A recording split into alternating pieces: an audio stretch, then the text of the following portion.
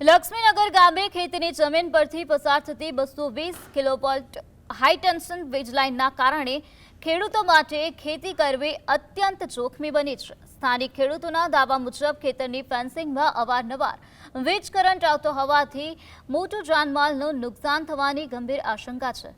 કોઈ મોટી દુર્ઘટના કે અકસ્માત સર્જાય તે પહેલા તંત્ર અને વીજ કંપનીના અધિકારીઓ દ્વારા સ્થળ પર આવીને તપાસ કરવામાં આવે તેવી ખુલ્લી ચેલેન્જ ખેડૂતો દ્વારા આપવામાં આવી છે। આ ગંભીર સમસ્યાને ધ્યાનમાં રાખીને જેતપુર આંદોલન કમિટીના આગેવાનો પણ તાત્કાલિક લક્ષ્મીનગર ગામે દોડી આવ્યા હતા અને સ્થિતિનું નિરીક્ષણ કર્યું હતું।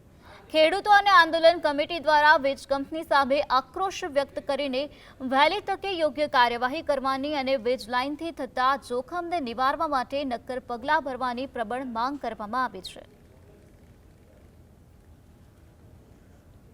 220 કેવીની લાઈન જાય છે, એના નીચે આ ખેડૂતે પોતાની ખેતરની ફરતે ફેન્સિંગ રાખેલા છે કે જાનવર માટે, પશુ માટે કોઈ રંજાડ ન આવે એના માટે।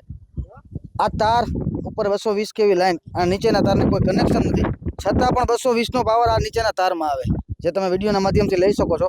આ ફેન્સિંગમાં ફરતે તાર આવી છે, એમાં કરંટ આવી રહ્યો છે। આ કેટલું જોખમી છે।